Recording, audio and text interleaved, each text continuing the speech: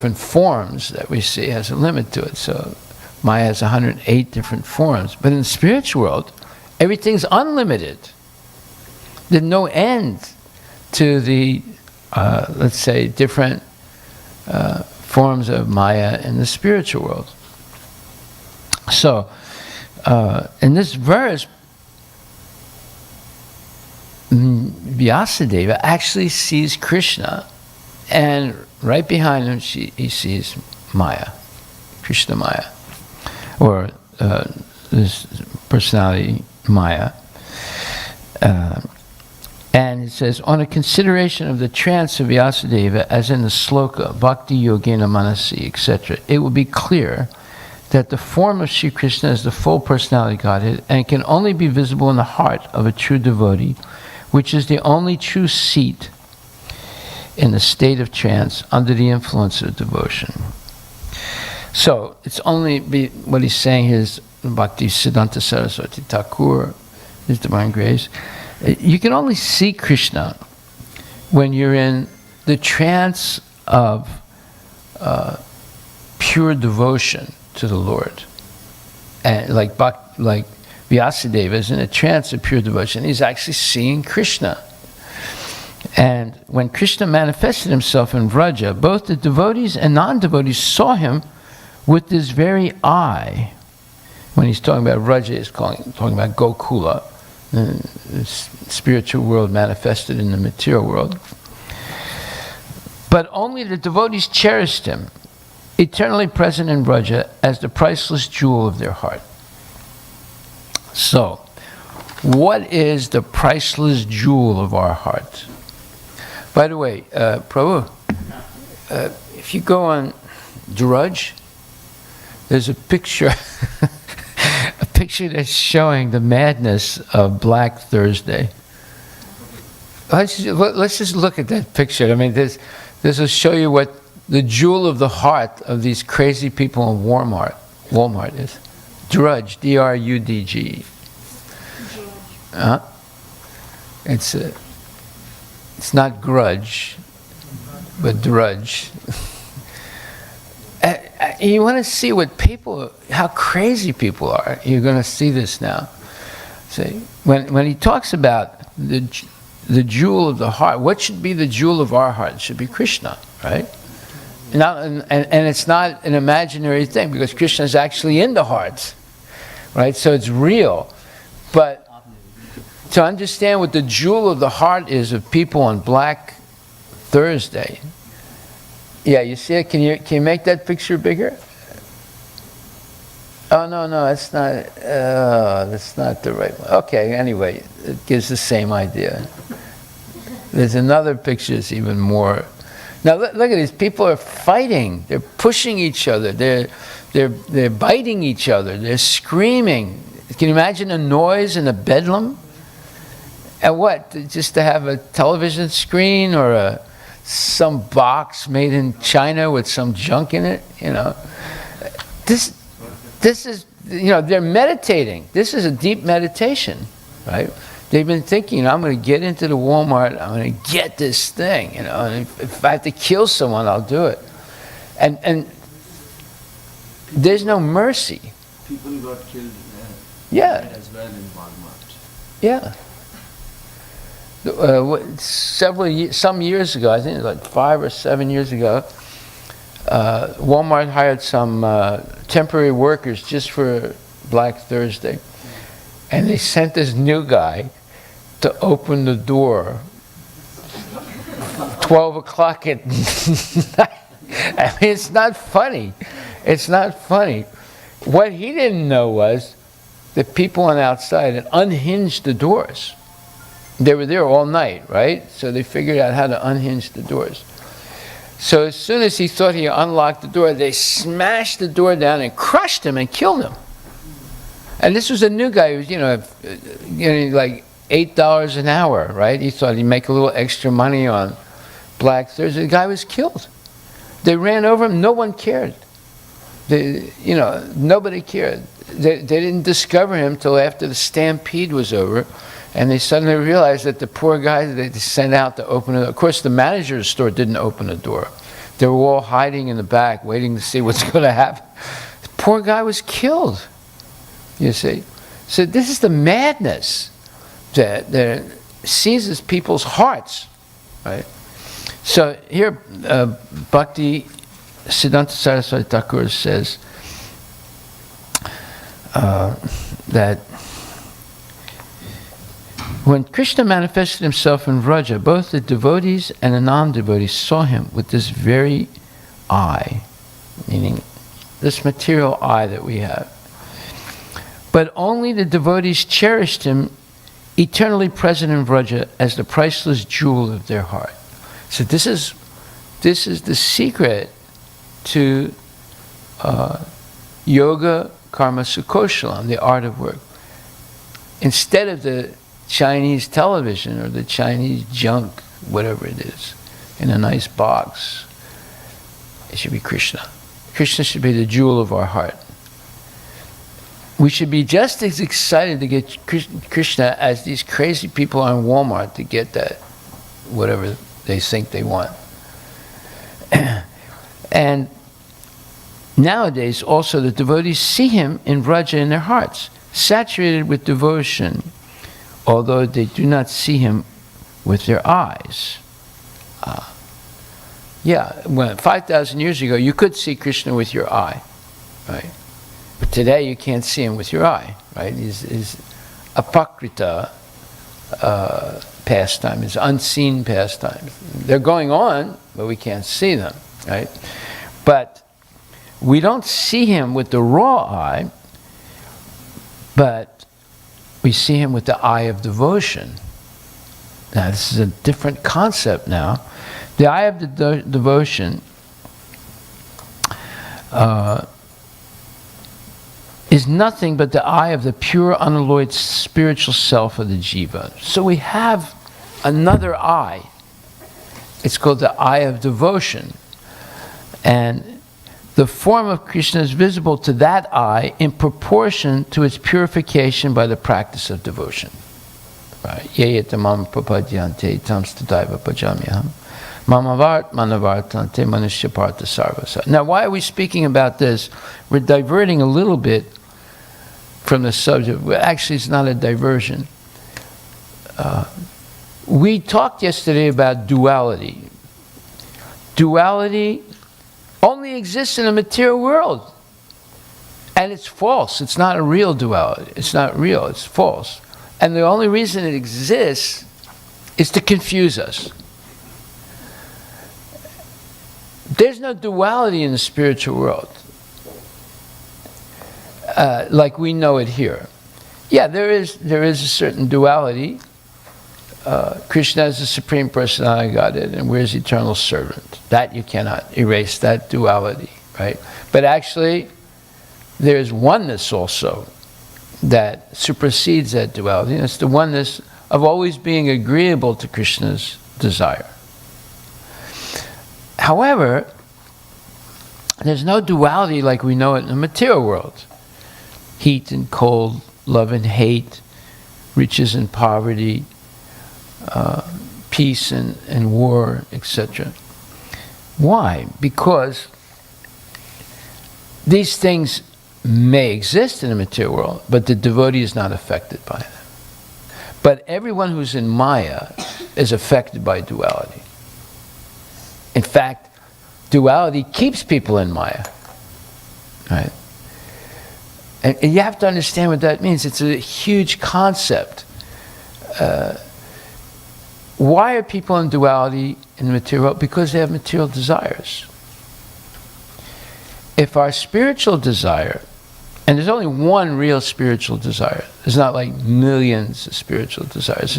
There are millions of spiritual desires, but they're all under one heading. Whereas in the material world, there's millions of desires, material desires, and they're under many different headings. You know, sociology, and economics, and this and that. But there's only one heading, and that is love for Krishna in the spiritual world. So, therefore, every decision made in the spiritual world is based on how to please the Lord. Therefore, there's no duality. If you say to someone, well, you can get a Tesla or you can get a Mercedes, which do you want? And you'd say, well, I don't want either one. But if I can use one or the other in service of Krishna, then I'll take them both, right? Or I can use them both in Krishna's service, but for myself, I don't want either one. So there's no duality. You're not attached to anything for sense gratification. There's no duality. It's only when there's attachment to sense gratification there's duality. Should I buy this house? Should I buy that house? Should I invest in this stock? Should I invest in that stock? Arjuna was overwhelmed with duality on the battlefield of Kurukshetra before he heard the Bhagavad Gita. And what did that duality do to him? It paralyzed him. He was paralyzed. He couldn't move. He couldn't make a decision. So that's what duality does in the material world.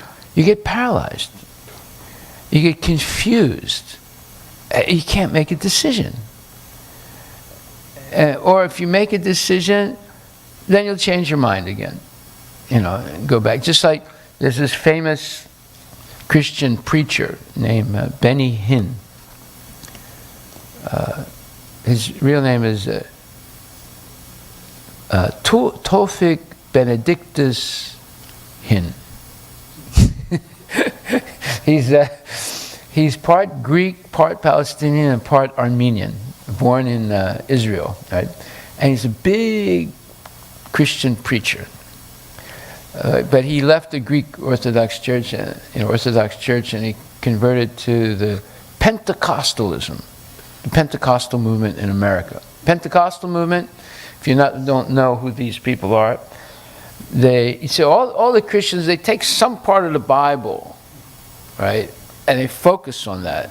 So the Pentecostals have taken a part where when the apostles of Jesus were all contemplating, the order that they received from Jesus, that they should go out in the world and preach to all different people in all their languages. Well, they didn't know all the languages. They hardly knew their own language. So they were thinking, how the heck are we going to do this? He asked us to go out and preach in all these different languages. There was no, learn a language in 3 weeks then, And there were no, cars and airplanes. And they had to go to all over the world. And by the way, they did. What's his name? The apostle Paul. Was it Paul? No, not Paul. Peter. He went to Madras. He went to India 2,000 years ago. He died there, right? Preaching Jesus.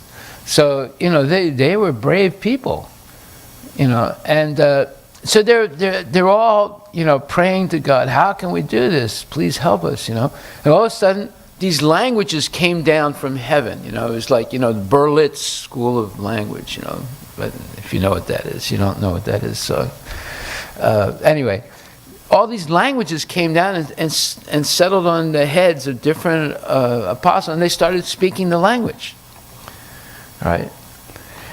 And they call that, the Pentecostals call that speaking in tongues. So they believe that if you work yourself up into some kind of a trance on Jesus, then you can speak in tongues. So this is the craziest thing in the world. So during their so-called religious meetings, anyone who feels inspired begins to speak in a tongue. And they start going, just talking nonsense, right? And not even words, not even English, right? They're just speaking nonsense. And so they believe in these type of inspirations that you get from God. Just like the tongues came down on the apostles, so things come down on your head. Your head gets hot, all of a sudden you start saying things. So Benny Hinn converted from Greek Orthodox Christianity to Pentecostal. And he became inspired by this one lady who was doing, these types of healing people because of her belief in Jesus. And people would come and she would lay her hands on the people, and all of a sudden, their cancer would go away. Or of course, it's not really true. But people thought it was true.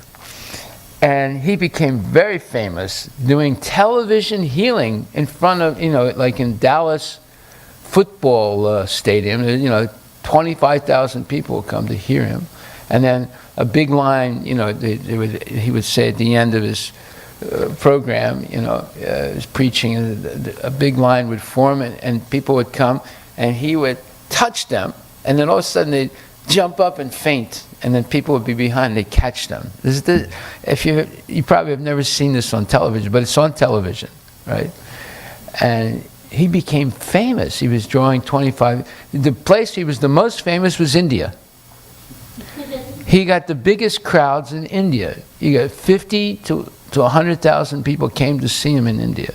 The Indians, of course, are the dumbest people in the world, right? So anytime there's some miracle man doing his mumbo jumbo, they all go, So a Christian miracle man came, and started competing with the Indian miracle men, and he was a huge success in India. Well, at a certain point, his wife files for divorce, saying that they're irreconcilable differences.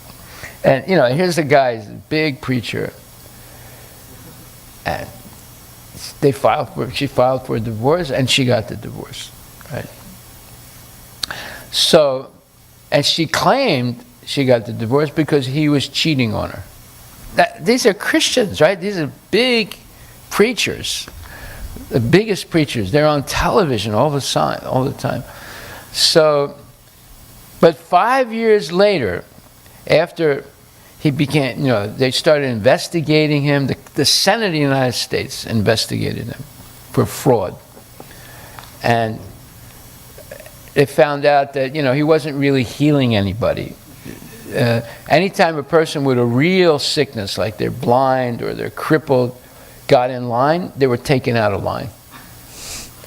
They only let the people come up who didn't have a visible defect, right? Like, they were not paralyzed, or they would come up because they said, they sprained their leg, And those type of people, they came up with a crutch, right, with a sprained leg or something. But if they were really crippled, like from polio, or they had, some kind of visible defect, they wouldn't let those people in line. But someone would come up and say, "Oh, I have, I had a heart attack, and I'm afraid I have another heart attack." So he touched them, and then they fall over, and they had guys, these big guys behind them, who would catch them, and then all of a sudden the person would come back and they'd say, I'm healed, and everyone would start clapping, and it's like an exciting thing to see, actually. And it's all fake. Not one measure of reality to it. But people believe it. So this guy gets divorced, and his wife's claiming that he was unfaithful to him. And then 6-7 years later, he gets married to her again. And then, it was a big thing, their second marriage, So you have to see the drama of Christianity. It's all fake. It's all nonsense, right? Is everything nonsense? No, but all these big American preachers, most of them are nonsense. The only one that has any credibility is Billy Graham, because he and a few other people who were working with him, they all made a vow in the 1950s that they would always be faithful to their wives, because they knew that as soon as you become famous and millions of dollars come in, and these people are fabulously famous and fabulously rich, then the possibility of sense gratification becomes important. So Billy Graham and the people preaching with him all made a vow that they would never be unfaithful to their wives. And they were smart. But all the others that have come there, many of them, they all fell down. They all fell down. And it's the same thing in India. Most of the big Hindu so-called gods, they fall down. And they engage in all kinds of abominable activities, including murder, right? So here, this is because the jewel of their heart is not Krishna. They talk about God. They can even convince other people about God, but they themselves are not pure in their heart. And therefore, they're not above duality. They become attracted to sense gratification. So the eye of devotion is nothing but the eye of the pure, unalloyed spiritual self of the jiva. The form of Krishna is visible in that eye in proportion to its purification by the practice of devotion. When the devotion of the neophyte reaches a stage of bhava bhakti, the pure eye of that devotee is tinged with the salve of love by the grace of Krishna, which enables him to see Krishna face to face. Premanjana charita bhakti vilochanena. So we can actually see Krishna, who's in our heart, face to face. In other words, the same Krishna in our heart will manifest right in front of us. This happened to the gopis when Krishna left the Rasa Leela dance, because Radharani had left, and he started walking after her, trying to find her in the forest. The other gopis were devastated when they realized that, and they all started going into the forest looking. And then they were very good at tracking people, and they saw the footprints of Radha and Krishna walking together. And then after a little while, they didn't see Radharani's footprints, and they all became really anxious. And they said, "Oh no, he must have let her sit on his back, and he's carrying her," you know. And that only means that, you know, she must have conquered him, you know. But then again, they find Radharani hanging from the branch of a tree because she had become proud, and Krishna walked under a branch of a tree and she grabbed it, and then he just kept walking. So then with Radharani, now they're all looking for Krishna. They're all bereft that Krishna has left them. And Krishna, to trick them, presents himself as Lord Narayana. And they all get all flustered, you know. They don't really want to see Lord Narayana, right? But, you know, he's the Supreme Personality of Godhead. So they bow down to him. But they can't wait till he goes away because they want to keep looking for Krishna. You see? And eventually, they keep looking, and the way they're seeing Krishna in their heart, he appears in front of them like that. Right? So this is what he's talking about here. When the devotion of the neophyte reaches the stage of bhava bhakti, the pure eye of that devotee is tinged with the salve of love by the grace of Krishna, which enables him to see Krishna face to face. The phrase, in their hearts, means Krishna is visible in proportion as their hearts are purified by the practice of devotion. The sum and substance of this sloka is that the form of Krishna, who is Shama Sundara, Natavara, the best dancer. Now, we already talked about that, right? He's the real Natavara. Lord Shiva dances to destroy the universe.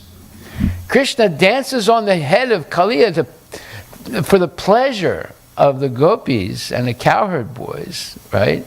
And the inhabitants of Vrindavana, but mainly also to purify Kaliya. So this is, he's a much better dancer than Lord Shiva. See?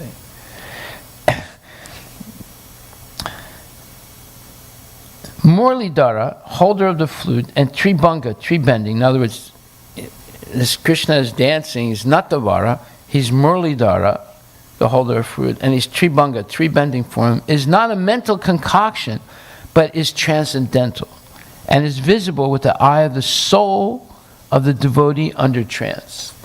The eye of the soul. So your soul has a body, and it has eyes, and a form. And this is how to become free of the duality of the material world, which causes anxiety, which causes confusion, and in the case of Arjuna, paralysis. He was paralyzed. He couldn't act. And he was thinking, I'm just going to walk away and, meditate and live in shame the rest of my life. Right? That's what duality does to a person. They lose confidence in themselves. They become helpless. And they only see defeat. They don't see any possibility of victory. Arjuna did not see any way he could be happy whether he won or he lost the battle. Therefore, he decided to be frustrated the rest of his life. When a person doesn't see any possibility of success in life, then they say, let me be frustrated. They actually want to live the rest of their life in frustration and resentment and self-hatred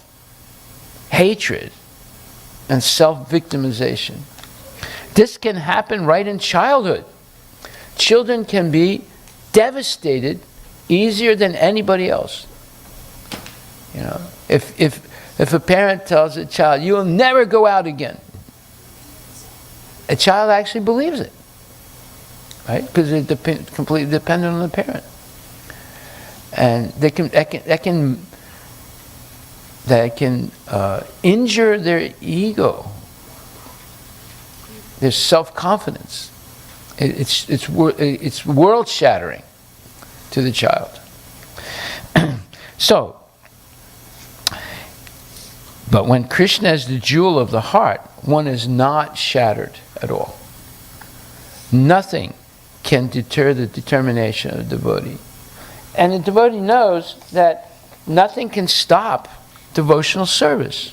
So even if they're tied up in a prison, in solitary confinement, and they're only given bread and water to eat once a day, still their devotional service cannot be stopped. Because they can't stop the inner thoughts of a devotee. No one can stop. And devotional service can be performed mentally also. We know that in the story of the South Indian Brahmin who was too poor to perform opulent yajnas. So he just meditated on it. And in his meditation, he was stirring a giant pot of sweet rice. And sometimes we know when you stir a little actively, some parts of sweet rice jump up and they can touch your hand or they can spill over. And at one point, however, he thought, let me see if this is cool enough to serve. And he put his finger in it and burned his finger. He woke up from his trance and his finger was actually burned. And at that point, in Vaikuntha, Lord Narayana was seeing this and he started laughing. And he was asked by others, "Why are you laughing? We didn't say anything funny." He said, "Oh." And then he explained how his devotee in his trance was so deep that he actually burned his finger on the sweet rice that he was stirring in his mind. And then Lord Narayan came riding on Garuda to take the devotee back to Godhead, because he had attained the perfection of his service. You know, in other words, his service was so pure that it was time for him to go back to Godhead. And it says this also in the 13th chapter of Bhagavad Gita. It explains that the Lord will come himself riding on Garuda to take you back to Godhead. Just imagine if anyone ever saw the story of Tukaram, the film, the Indian film that they made. At the end, Vishnu comes riding on Garuda. This happened in Maharashtra to take him back to Godhead. Of course, his wife didn't go back because she was always arguing with him and insulting him. So he wanted her to come, but she was a few minutes too late. You know. So we don't want to miss that opportunity. None of the ladies should argue with their husband, because otherwise you'll see him flying back on Garuda, you know, waving at you as you remain in the material world. Okay. But your wife is not here. She can't hear unless she's watching. Yeah, let me read this. This is in the Bhagavad Gita. Let me just get it because it's a good thing to read also. 620. Yeah, this is in the... Oh, I'm sorry, it's the 12th chapter. The 12th chapter? 541.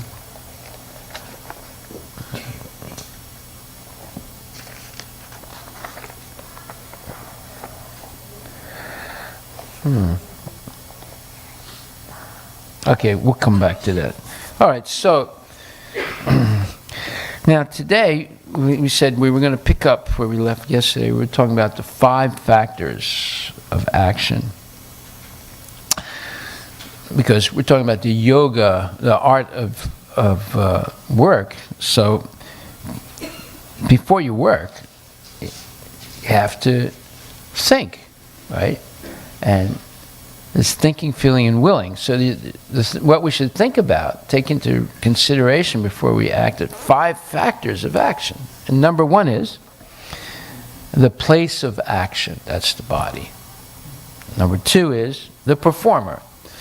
That's the soul. The soul is the karta, the doer. Now when the karta, the doer, is confused, the doer becomes the modes of material nature. That's when we've lost grip. If we're not aware of our soul, that is the beginning of all trouble in life. If we become convinced that there's no such thing as the soul, or if there is a soul, then it's the body. That's called ajnana, total ignorance. So that's when we're no longer the doer. It's the modes of material nature that are the doer. They're controlling us like a puppet. So first is the body, which is the place of the action. And then there's the performer. And then there are the various senses. That's number 3. Adhisthana means the place. And karta means the worker. And karanam means the senses. The senses are the instruments of perception, the now knowledge gathering senses. So that's point 3. And point 4 is the many different types of endeavors. So most people will take into account 1 or 2 of these points. But now it gets more complicated. And then ultimately, point number 5 is the supersoul. So these are the 5 factors. The place of the action, which is the body, the performer, the karta, the various senses, the many different kinds of endeavors, and ultimately the supersoul. Hardly anyone ever takes into account the supersoul when they act. Like the people in Walmart, they're not thinking about the supersoul, they're thinking about themselves. And when you do Satyanarayana Puja, you're not really thinking about Krishna, you're just thinking about yourself, right? So most people, even in spiritual activity, are not thinking about Krishna. So, the soul is the knower and the doer. This is stated in Prasna Upanishad, Esa hi drasta srasta. We're looking at 18th chapter, verse number 14. And it's also confirmed in the Vedanta Sutra, Gyota Eva. And it's also confirmed, again, in Vedanta Sutra, Karta Sastra Tavat. So, the karta, the doer, is the soul. But in the case where a person doesn't believe they have a soul, then the doer, as I said, are the laws, are the modes of material nature acting on the body. And the karta, the real doer, the soul, is basically like asleep or unconscious. Because a person is completely overwhelmed with the body and the senses and sense gratification. So the instrument of actions are the senses. Yeah, you have knowledge-gathering senses and you have working senses. Working senses are the legs, the hands, the tongue, the genital, and the anus. For each and every action there is a different endeavor. But all one's activities depend on the will of the Supersoul, who is seated within the heart as a friend. Yeah. You can't act without the help of Krishna. You can't sin without Krishna's help. You can't engage in devotional service without Krishna's help. Because Krishna is controlling this machine called the body. He doesn't control your desires, because you have free will. You can desire whatever you want. But the vehicle that you use to satisfy those desires is controlled by Krishna. And at any time, he can withdraw your ability to use the body. You can stop talking. You can stop breathing. You can stop walking. You can stop seeing. Anytime, he can just withdraw it, and you won't be able to do it. So people don't realize that. They think, oh, I'm controlling this body. They're not controlling the body. They're not controlling the body. The body's functioning on its own. Right? You're not controlling the car. The car is functioning on its own. You're driving it, but you're not controlling it, right? And you know that. So you're driving, and you think everything's all right, and all of a sudden, it stops. The alternator stopped working. Or one of the belts snapped. Or the gasket in one of the gaskets in your cylinders pops. You're not controlling any of those things. You don't even know they exist. You know how many parts there are in a car? How many you think there are? There's, there could be up to, 40,000 parts in a car. It's unbelievable. We don't understand all that.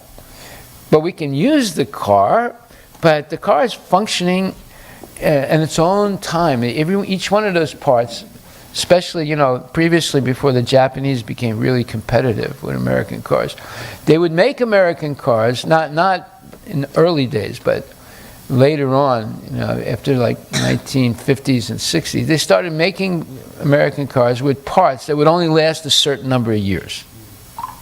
Therefore, they would break down and you have to get them fixed, right?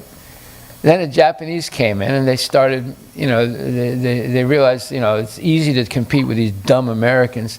So they started making cars where the parts don't wear down so fast, right? And people noticed it. They didn't notice it right away, but when they started noticing it, they wouldn't buy American cars anymore. Then the Americans smartened up and they started making cars with parts that last longer. Otherwise, because, you make more money if the parts break down quickly. And like what they usually do in business on Black Friday, they only sell things that they can't sell anymore, right? And they discount the price really big, right? So people buy it, and then usually things that they discontinue, they're going to or they know they're going to discontinue it. Yeah? And so you'll buy, some thing that's usually expensive, but now it's really cheap, so you have to buy it, right? But if something breaks, the parts are extremely expensive. They get you back later on as soon as some part breaks in that thing, or if it's a discontinued thing. To get the thing fixed is impossible, right? So you see, you're never a winner. There's a saying: there's nothing more expensive than the cheapest, and there's nothing cheaper than the most expensive. if you look at it, it's actually true.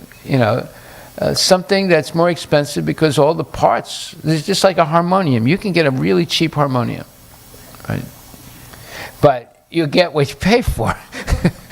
And usually you can't repair them. They're so cheap, you just can't repair them. Or if you do repair them, once you repair one thing, something else breaks, But if you get a really expensive harmonium which has, first class parts to it, it'll last for 20, 30, 40, 50 years. Nothing, and if it breaks down, you can get the parts easily and replace them. So there's nothing cheap, there's nothing more expensive than the cheapest, and there's nothing cheaper than the most expensive. Yes? Does soul need a body Yeah. to be for a place of action? What's that? Like in this verse, like it said that the body is a place of action. Yes. And so does a soul need a body, subtle body or physical body to do the action, or it can do... In the material world, yes. Not in the spiritual world. In the spiritual world, the soul doesn't have any body? No, soul has a spiritual body. Yeah. But that spiritual body is covered. As long as it's covered by material desires, then you need a material body. Because your spiritual eye, your spiritual legs, all these things are not functioning. They're covered. Just like right here, you're sitting right here, right? So let's say Kasam Prabhu goes to Home Depot and buys 45 plastic tarps. And he comes back here and he covers you with all of them and ties them. So you're sitting here, right? But can you do anything? You can't even hear the class. You can't see anything. You can't even move. There's 45 tarps covering you. So that's the way our soul is covered by this subtle body. Subtle body is really hard to get rid of. And then on top of that, there's a gross body. That's also hard to get rid of. But it happens automatically, every 100 years or 60 years, right? But the subtle body is extremely hard to get rid of. Because, it has unlimited material desires. Yeah, your soul has a body. It's an eternal body. See, these are things we have no idea about. I mean, we hear it, but it doesn't really register what we're trying to say. Yes? You said that soul is a doer and a knower. So how to understand this doer and knower? Well, no, that's in its pure state of Krishna consciousness. But when your soul is covered over with ignorance, it's not. I mean, it's ultimately the doer, but it's not really doing, because the influence of the modes of material nature on the body and the intelligence and the mind are forcing you to do things in a state of ignorance. That's why people do stupid things, and they do things that victimize them. This is explained in Bhagavad Gita. If you look on the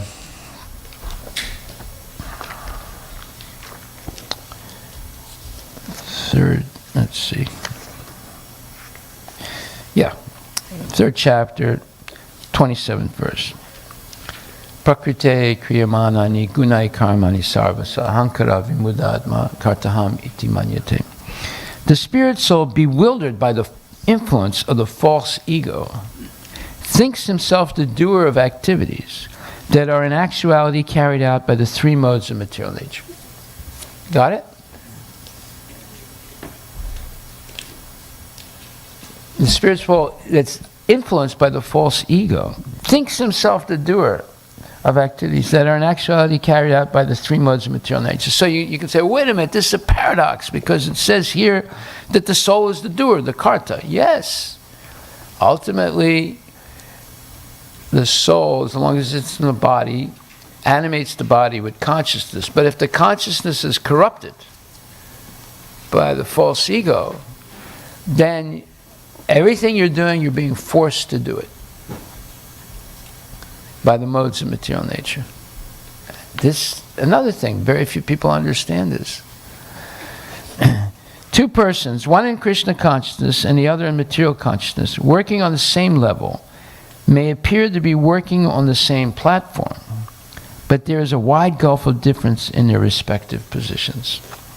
The person in material consciousness is convinced by false ego that he's the doer of everything. He does not know that the mechanism of the body is produced by material nature, which works under the supervision of the Supreme Lord. The materialistic person has no knowledge that ultimately he is under the control of Krishna.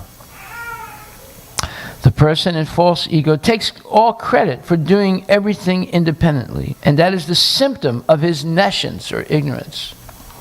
He does not know that this gross and subtle body is the creation of material nature, under the order of the Supreme Personality of Godhead, and as such, his bodily and mental activities should be engaged in the service of Krishna in Krishna consciousness. Now, let's take into context what we've heard earlier today and analyze these statements.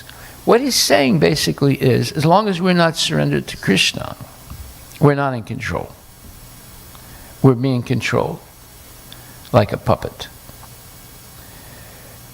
How is that? Well, first of all, the machine that we need to act is under the control of nature, and nature is under the control of Krishna. And the machine has gross parts and subtle parts. The subtle parts are the mind, the intelligence, and the false ego. So, whatever action you take, there's a psychological component to it before you act. And all is going on here in the mind and the intelligence. Right? There's thinking, feeling, and willing. So, if we are in ignorance, and we're not Krishna conscious at all, we're just meditating all day long on sense gratification, then the mind and the intelligence are corrupted. It's like rust in your motor, or sludge in your motor, right? If you get, a tune-up and all the sludge and the rust is cleaned, then it works really good. But if you don't get a tune-up and all the sludge and the rust and everything builds up, then your car doesn't work right. It doesn't do what you want it to do. It does things in its own, right? You step on the gas pedal and start stuttering like this, like that. It doesn't go forward like you want it to go forward. Or you put on the brakes and it doesn't stop, right? Because the brakes are worn down. You turn on the light, it doesn't go on because the bulbs are broken, right? And you try and put your window down, it doesn't go down. Or it goes down, it doesn't come up, right? Has that ever happened to you? So you're not in control of the machine anymore because it's worn down, right? In the same way, as soon as we are influenced by the false ego, we're not in control anymore. Things don't work the way we want. And this is explained. The person in false and says, he does not know that this gross and subtle body is the creation of material nature under the order of the Supreme Personality of Godhead, and as such his bodily and mental activities should be engaged in the service of Krishna and Krishna consciousness. The ignorant man forgets that the Supreme Personality of Godhead is known as Hrishikesha, the master of the senses and the material body. For due to his long misuse of the senses in sense gratification, he is factually bewildered by the false ego, which makes him forget his eternal relationship with Krishna. So now he's completely controlled by material nature. And what happens? You're driving down the highway and somebody cuts you off. And you get really angry. You want to kill that person. And there's road rage. You don't even know who the person is. Right? But now you want to kill somebody that you don't know. And if you try and run him off the road, he'll want to kill you. And all of a sudden, you stop your car and say, that's it. And you get out, and you go to argue and fight with the other person, he pulls a gun and shoots you, and you're dead. Were you in control? No, you lost complete control. You became clouded over with anger. Anger is destructive. Whenever people get angry, there's destruction. Destruction of bodies, destruction of relationships, destruction of wealth, destruction of everything, right? So we see that this is due to long misuse of the senses and sense gratification, by which one becomes factually bewildered by the false ego, and which makes a person forget his eternal relationship with Krishna. As soon as we forget that Krishna is the supreme proprietor, we commit sinful activities. We're trying to steal from Krishna all the time, and we're a thief, and we get punished by the laws of material nature. That this is explained even more in the 6th chapter. Let's look, 5th chapter, 14th verse. Let's look at that.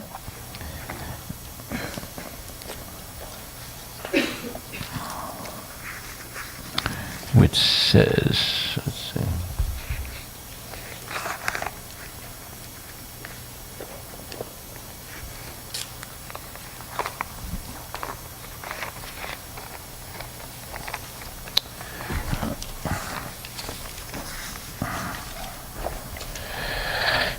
Yeah, in the 6th chapter it says,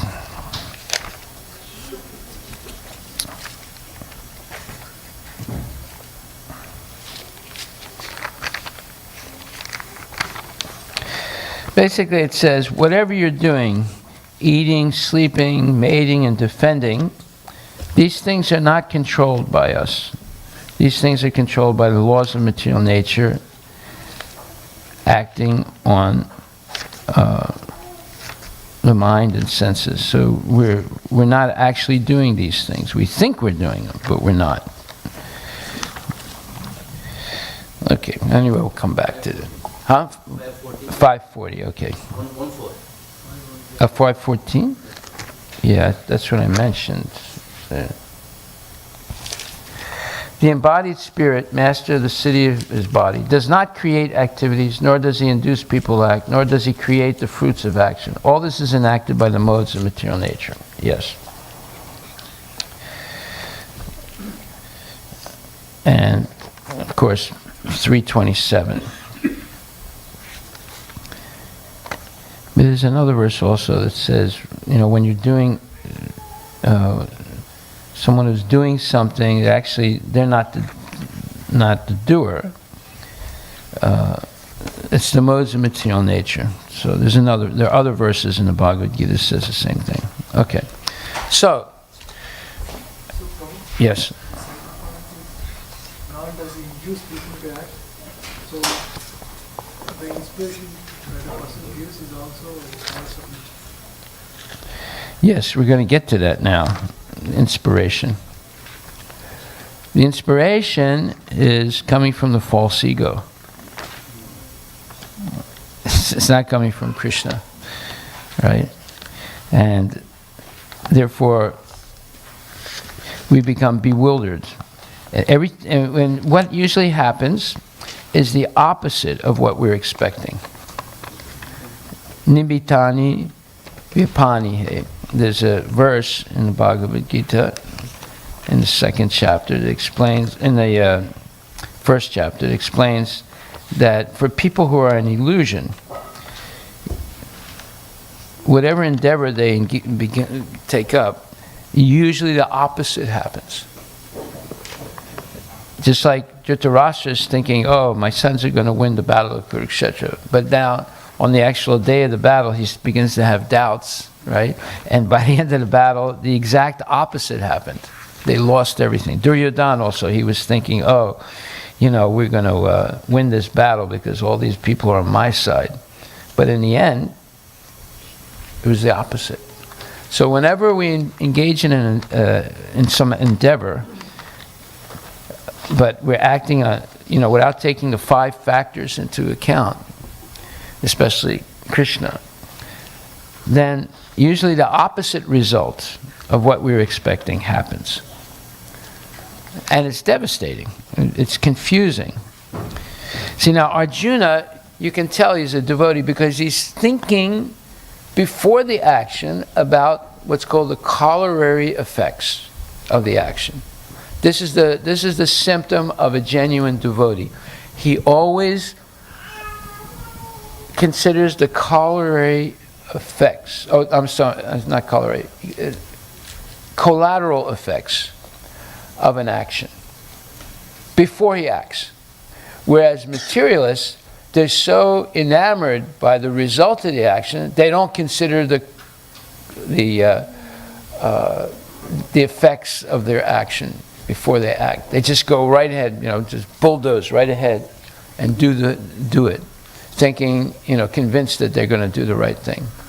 Say, so the symptom of Arjuna's spiritual, let's say, consciousness was that he carefully tried to analyze the effects of his action before he acted. However, he didn't take point number 5 into consideration. He was only thinking about his own happiness. Therefore, even though he was thinking of the collateral effects, and he was right that those things would happen, he was not thinking of whether this action would be pleasing to Krishna, and therefore Krishna rejected his reasons for not fighting. Ultimately, we have to think what is going to be pleasing to Krishna before we act. That's the main consideration. Yes? In 1814, like we are discussing right now the 5 points. Yes. So the 4 points are material.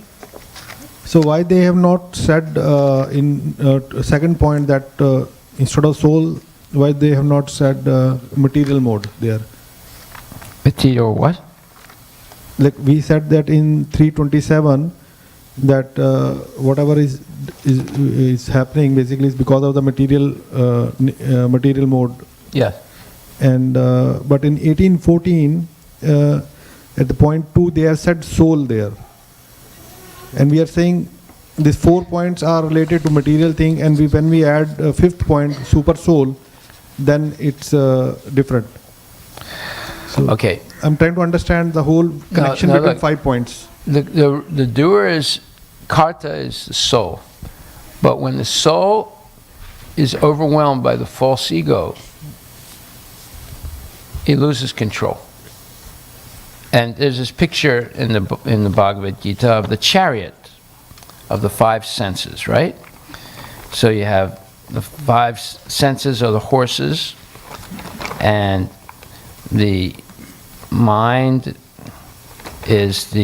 are the reins, and intelligence is the driver, and in the back seat the passenger is the soul.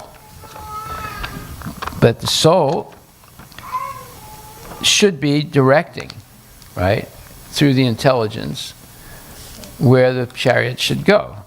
But because the soul has become bewildered by the false ego, therefore it's lost control. And the chariot is going wherever the horses lead it, right? You can find that picture in the Bhagavad Gita. Yeah. So that's when that happens, even though the soul is the doer, actually, because of the overwhelming influence of the false ego, it's the laws of material nature, the modes of material nature that are leading now. And because the soul has lost control. And this is what happens, road rage, arguments between husband and wife, arguments with co-workers, arguments, between Muslims and Hindus, all these things. They've lost control because of the false ego. Neighbors killing each other, in massacres. Why? Because, one neighbor's a Hindu, one neighbor's a Muslim, and the Muslims are And the Hindus are all fired up to kill each other. Just like right now in India, it's happening. Same thing is happening. There's a movie about a Hindu queen who falls in love with a Muslim... Alauddin Khilji. what is it? Alauddin Khilji. Yeah. So the Hindus are really upset. They want to cut the Hindu actress's neck off. Cut her head off. This is reverse now. The Hindus are doing fatwas. It's not the Muslims that are doing fatwas. They want want this Hindu actress to be killed for acting out this story. Is this true or not? So they have made a film in a different way. Padmavati actually sacrificed herself in a fire. Yeah. And they are trying to show, that's what media is saying. What is true we don't know, but media is saying that they have filmed her in like she's dreaming of that person, but actually it's not true. So she has sacrificed, she was sati. Yeah. Means, so they have picturized in the wrong way. They are distorting the history. Okay. So that's the reason people are coming against them. Okay. So they misrepresented the story. Yeah. Well, it's normal. They misrepresent everything. But why should they kill the Hindu actress? She's just an actress, right? She's a dumb person, you know. They're all dumb anyway.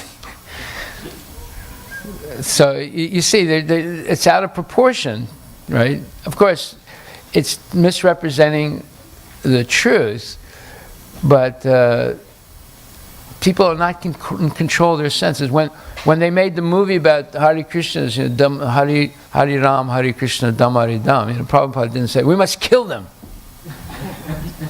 No, he said, oh, did they say Hare Krishna? Then it's okay. You see? So, you know, Prabhupada has control of his mind and his senses. You know, he's always Krishna conscious. He knows the transcendental nature of the holy name. So we should, you know, if you're really interested in the art of work and becoming free of the influence of material nature, we have to take all these points into account. Right? So ultimately, the people that want to see this Hindu actress killed, they did not take Krishna into account in their calculation, in their thinking, feeling, and willing. It's not the actress that's at fault. It's the Bollywood producers that are at fault. If you want to kill somebody, kill the producers. Kill the people who misinterpreted the story, who are misrepresenting the facts. The actress is just a paid puppet. She, you know, if you want her to commit sati, then she'll commit sati in the movie. You know, she has nothing to do with the misrepresentation. She's part of it, of course, but you know, she's just a paid puppet. You know, just like a lawyer. You know, you can pay a lawyer to defend a murderer, and he knows the guy murdered someone, but he'll, you know, say, make your plea not guilty. You know. And we'll negotiate something, you know, the death sentence down to life in prison, and we'll get you in a good prison. Jai Shri Radha Nilamadhava ki jai. Okay, so now let's go into 1815. Whatever right or wrong action a man performs by body, mind, or speech is caused by these 5 factors. And the purport says, the words right and wrong are very significant in this verse. Right work is work done in terms of the prescribed directions in the scriptures, and wrong work is work done against the principles of the scriptural injunctions. But whatever is done requires these 5 factors for its complete performance. Okay, so now we know what right action is and wrong action, right? Or karma, acting according to the Vedas, and akarma and vikarma, acting against the Vedas. But now there's more coming, and verse 18, knowledge, the object of knowledge, and the knower are the three factors that motivate action. And this is an important point.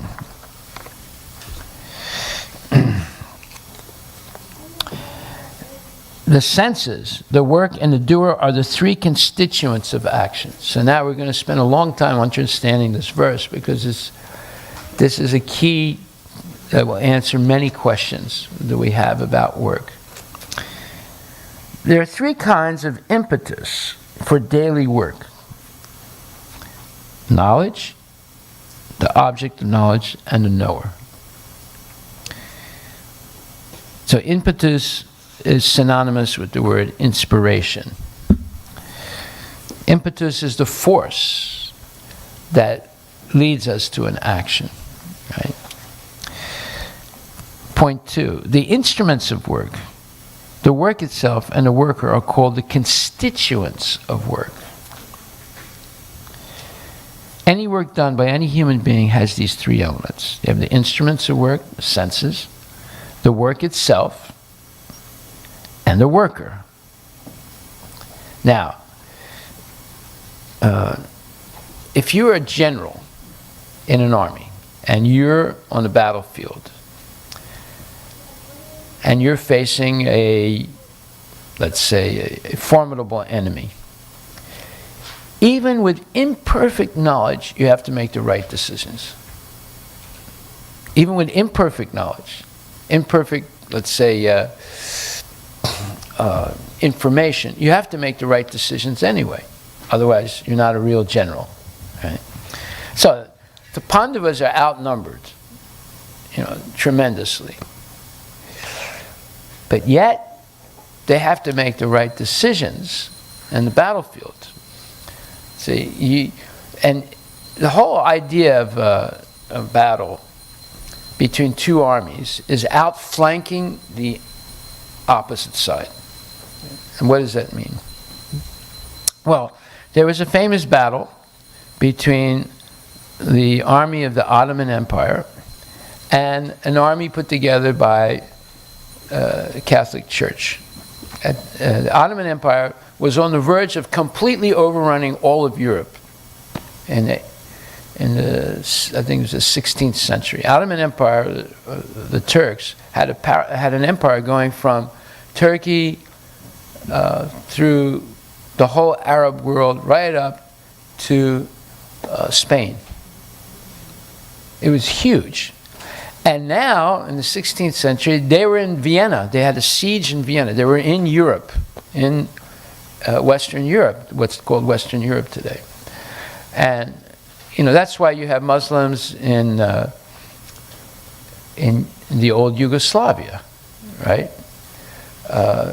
And you have Muslims in Bulgaria, and you have Muslims in Macedonia, and you have Muslims all over the place, right? Because the Ottoman Empire was huge, and now they had a 1-year siege on Vienna, and if they took Vienna, they would have taken the rest of Europe.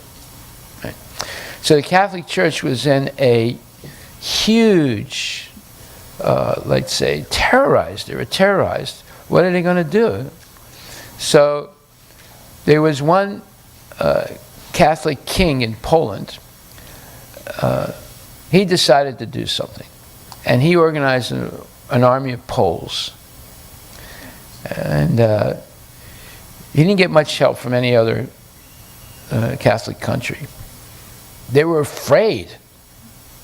The Turks thought that they were invincible because they had the original flag that Muhammad had when he invaded all of Arabia and all these countries that he conquered. They had that original flag, so they thought they were invincible. And so this Polish king, he comes to the outskirts of Vienna with an army that's much inferior to the Ottoman army. Right? The Ottomans had a huge army, they were well equipped, and they had fierce fighters. But the Polish king was a very smart man. he realized that if he could outflank the Turks, in other words, the way you outflank them is you do the same thing that the Allies did in World War II. The Germans had this wall of security on the whole western coast of France, Belgium, and Holland, right? And they knew that the Allies were going to attack them, but they were not sure where they were going to be attacked, right? So what did Eisenhower do? He made a fake attack north of Normandy. This is on the French coast.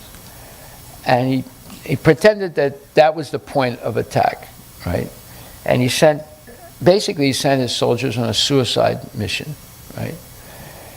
And I think they had airplanes that bombed the area first, and then a whole bunch of boats were going there with troops. But the actual attack was Normandy, right? So the Polish king did the same thing. He took one part of his army, and he said, you attack the Turks in this part, this area, right? And the Turks became, panicked. They thought, oh, now we know where they're coming. So they rushed most of their defenses to that one point. And it was like, the Polish soldiers that were attacking, they knew they were going to most of them would get killed, but that was part of the war. That's what a war is. But then the Polish king led a smaller group from another side, war far away, entered into the area where the Turks had their main camp with their general. And they captured the general, but more important than the general, they captured the flag of Muhammad. That flag today is in the Vatican, in the basement of the Vatican. It's being held. That's why the Muslims want to destroy, because that original flag of Muhammad was captured. And when the Turkish soldiers found out that their general was captured and the flag of Muhammad, they lost their confidence and they started to retreat. Although they had a superior army, but they no longer had their leader, and they didn't have the confidence because the flag of Muhammad was captured by these infidels, right? These pig-eating infidels, right? So the Eisenhower defeated the Germans, but in one day the Allies lost over 10,000 soldiers. One day. In Normandy and the other place where they attacked. And the Polish king, he defeated the huge Turkish army, and then they retreated, and from that point the Ottoman Empire was in decline. In the next 200-300 years it was completely destroyed, right? But that was a decisive battle. If the Turks had won that battle, all of Europe would be Turkish today. And Muslim. But now they're invading again, but in a different way, through immigration. So there's a movie out now. There's a YouTube movie out showing statistically that the Muslims will be the predominant majority of Europe in the next 20-30 years, because the Europeans are reproducing at an average rate of 1.3 child per family, 1.3. And Muslims are reproducing 8 to 10 kids per family in Europe. So it's not going to take long. It's only going to take 20 to maximum 30 years. They'll be in the majority in all of Europe. And Europe will no longer be a Christian area. It'll be a Muslim area. The same thing is happening in India, but they have a bigger, population to deal with. But the Europeans are not having children. They're only having 1.3 children. Okay, so the main point here is, number one, even if you have wrong information, you still have to make the right decision if you're a general, right? And the same way, even in life, we have to make the right decisions before we decide to work. But we have to understand these 5 factors. And more important than the 5 factors is the inspiration for work and evaluation of the 5 factors. But the inspiration for work is tantamount to making the right decisions. What is, inspiring us? And this is based on education now. What is inspiring us? Is it the cell phone or is it Radharani? Is it the position or is it Radharani? Is it the car or is it Radharani? Is it this man or this woman or is it Radharani? This is the thing. It's based on education. And this is the danger of materialistic education, because the inspiration for work is always materialistic. There's no spiritual inspiration in material education. It's all materialistic. It's all how much money you can make, how powerful you are, how many girlfriends or boyfriends you have, how many, what's your latest digital device, and and so forth. That's the inspiration. Nowadays, there's artificial intelligence, right? And there is plastic surgery, and there is organ replacement, and all these crazy things. There are robots, right? Robots that you let's say you married someone who got old, you can buy a robot that's young forever and enjoy. And this is what's happening. People now are choosing to marry the robots. They fall in love with the robot. Don't think this is not true. It's a fact. So, and then if you look now, there are YouTube movies now showing what's coming down the line very shortly in the next 10 years or 15 years. If you look at those movies, you get scared. The robots are going to take over. Take over your job. Take over your life. And there are robot armies. The robots are programmed to kill indiscriminately and without stopping until they're smashed, right? So how do you? And there's robot armies of flying robots. There's robot armies of submarine robots. There's robot armies of flies. There's small robots like that with diseases that they can, How would you, if China, China produces so many things, what if they produce an army of stingray mosquitoes? How would you overcome them? You wouldn't be able to overcome them just by sheer numbers, right? So the world is becoming a scary place. So the inspiration of work is essential. If our inspiration has become corrupted by materialism, we will make mistake after mistake. No matter, even if you chant Hare Krishna, you'll still be making mistakes because the inspiration has been corrupted. See? And there is a verse in the 7th canto, Srimad Bhagavatam, spoken by Prahlad Maharaj, who says, even one material desire is enough to corrupt every decision that you make, every action that you take, every desire that you have. One material desire is enough to corrupt everything. So the instruments of work, the work itself, and the worker are called the constituents of work, but there are 3 kinds of impetus for daily work: knowledge, the object of knowledge, and the knower. So, knowledge means what you're being taught, what you're learning, right? If you're learning only materialistic things, then your whole worldview is materialistic. Even if you're hearing spiritual knowledge, it still will go toward the materialistic side. Just like doing Satyanarayana Puja for self-improvement. Doing pujas for self-improvement.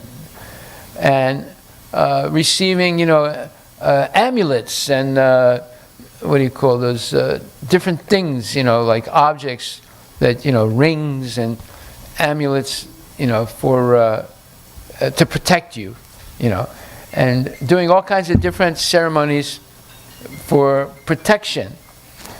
Actually, nothing can protect us, right? Only Krishna can protect us. The amulet, the ring is not going to protect you. The advice from an astrologer, don't go out Thursday between 2 o'clock and 4 o'clock. Is that going to protect you?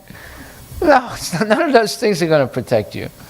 But we become inspired to seek those types of protections because of our ignorance of Krishna.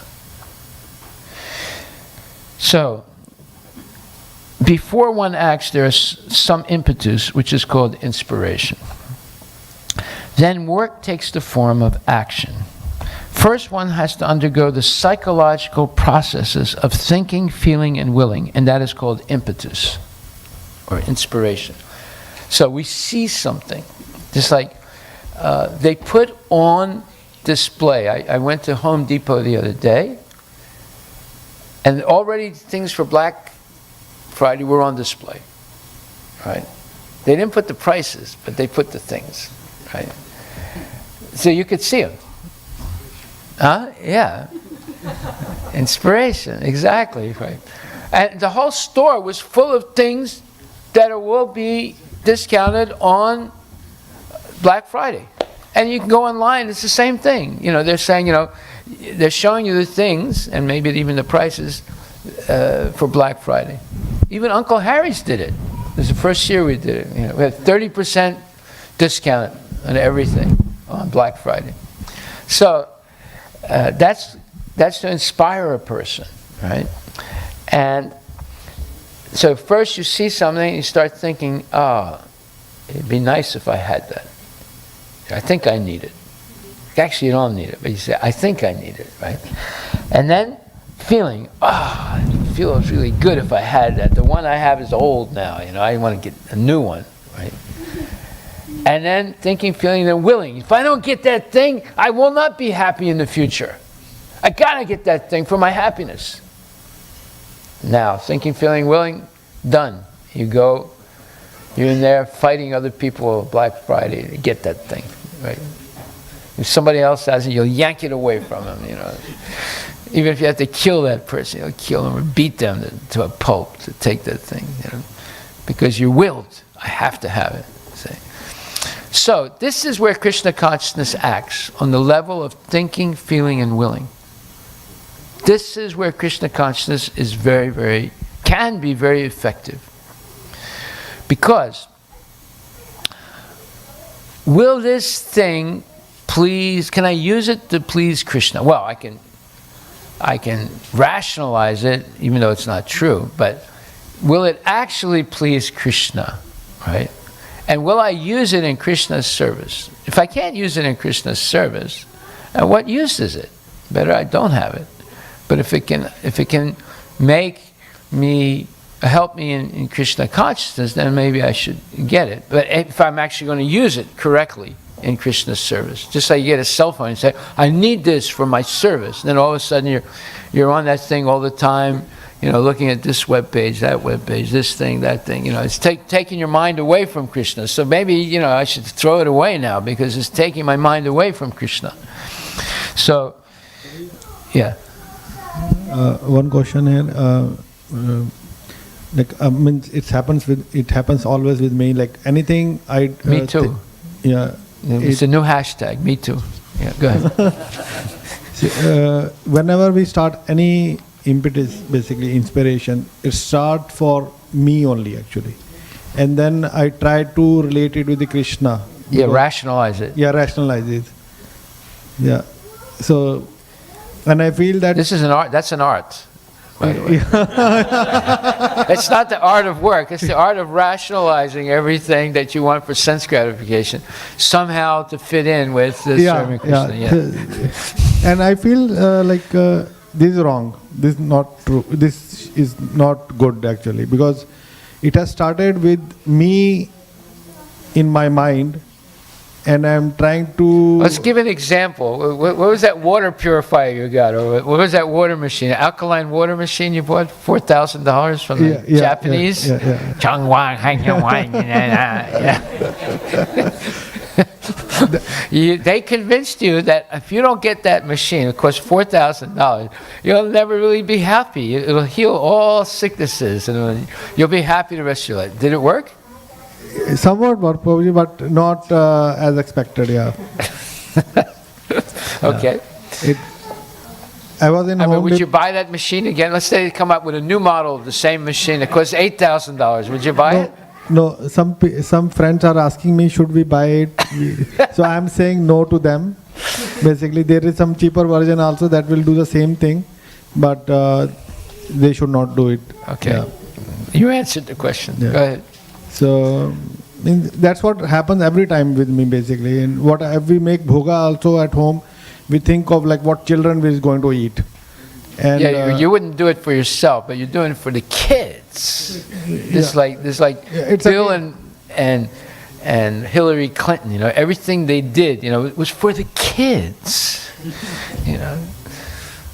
Go ahead. Yeah. So that's I think means I'm facing the problem basically. Yeah. Well, we all do. But that's why we're having this class. That's why we're having this seminar. Okay. There's 6 points of logic. Point 1.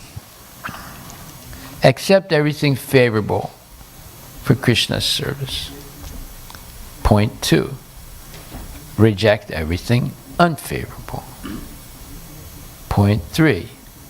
Always remember Krishna. Point 4. Never forget Krishna. Point 5. When in doubt, ask Shiksha or Diksha Guru. That's the main point. When in doubt, because you don't want to become an expert at rationalizing everything. Nonsense into Krishna's service. That would be a big mistake to go through, to become an expert at that, right? So when in doubt, don't try and rationalize anything to, and this is explained in Bhagavad Gita, by the way. 3rd chapter, 1st verse. And Prabhupada writes,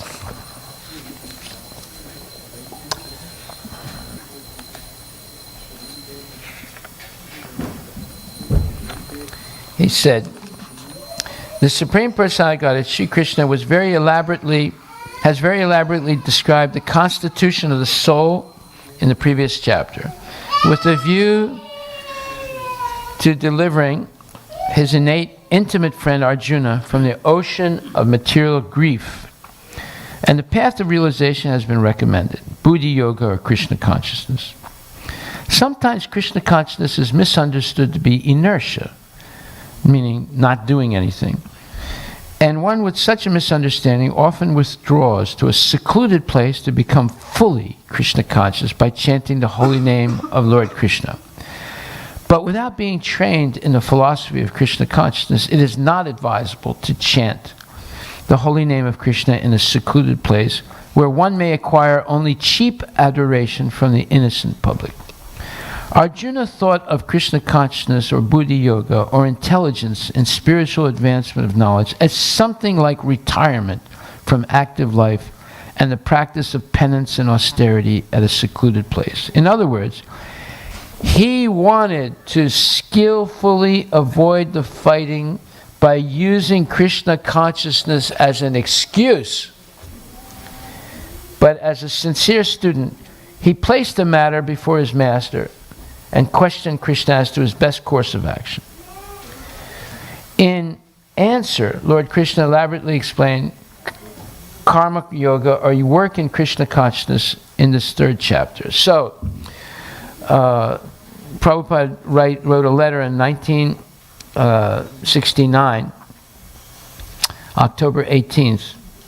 He said, sometimes things are interpreted in a matter dovetailing one's own sense gratification In Gaudiya Math, different God brothers took the words of Bhaktisiddhanta Saraswati Thakur in different interpretations for sense gratification, and the whole mission was disrupted. So this clears up. Arjuna wanted to skillfully avoid the fighting by using Krishna consciousness as an excuse. And then here in the letter he says, sometimes things are interpreted in a manner dovetailing one's own sense gratification. In Gaudiya Math, different God brothers took the words of Bhaktisiddhanta Saraswati in different interpretations for sense gratification, and the whole mission was disrupted. Okay? So this is what you're talking about, right? In other words, you rationalize something that you want, and you think that it can help you in your Krishna consciousness, but it's actually for your own selfish desire. And these are people who do this, they're called Vedavada Ratas. They misinterpret the Vedas to suit their own purpose of sense gratification. But a sincere student will place the matter before his spiritual masters and question what is the right course of action. So, point 5 of logic, Jai Shishirada Nilamadhava Ki. Point 5 of logic is always, when in doubt, always ask Siksha Diksha Guru. And point 6, never do anything, or only do those things that are pleasing to Krishna. That are pleasing to Krishna. Haribol. You follow the 6 points of logic, and you will not corrupt yourself with the wrong inspiration. Hare Krishna. All glories to Srila Prabhupada.